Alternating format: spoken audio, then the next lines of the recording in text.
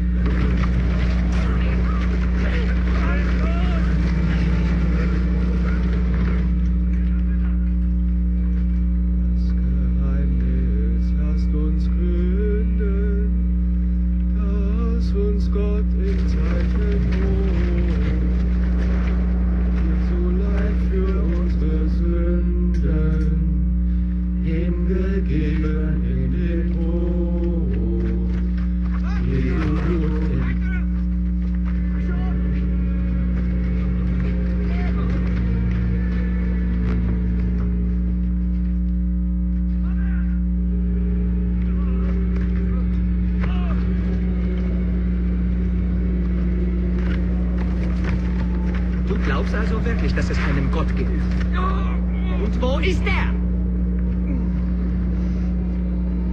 Siehst du ihn hier irgendwo? Hochziehen! Lasst uns gründen, lasst uns Gott im Zeichen Mond. Du Leid für unsere Sünden, hingegeben in den Tod.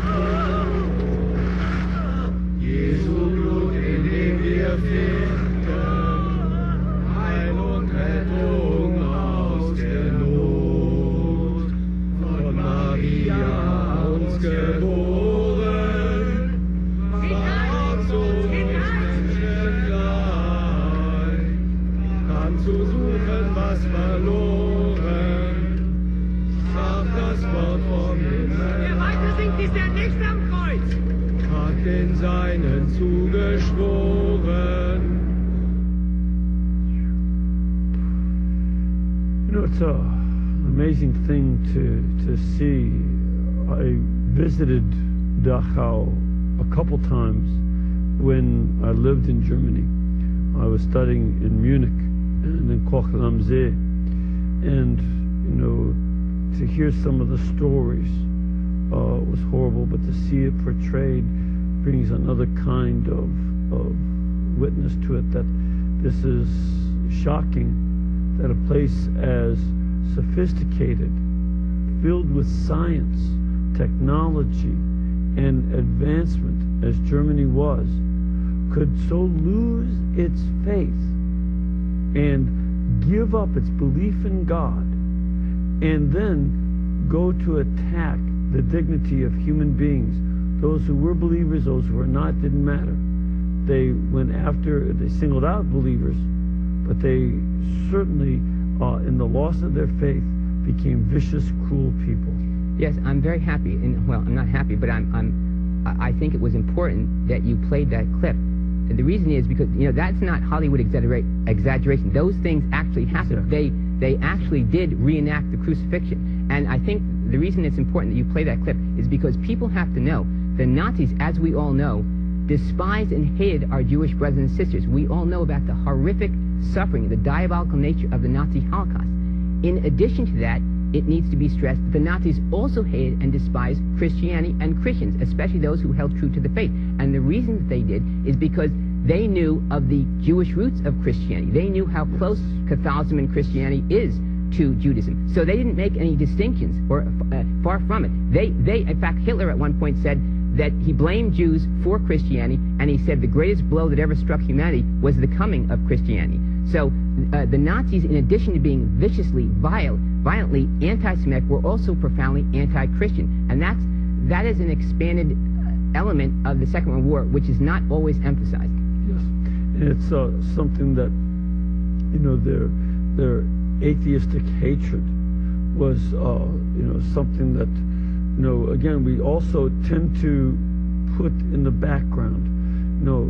Hitler and the Nazi Party and Mussolini, they, hated faith and, tried to promote a society without God. And today we've certainly seen the rise of a new form of radical atheism that's trying to, attack Christianity, not with violence at this point, but, we who are believers need to very much stand up and say our faith is not something that we cling to because we're bitter about the economy or something, or we feel badly about it. This is the meaning of life.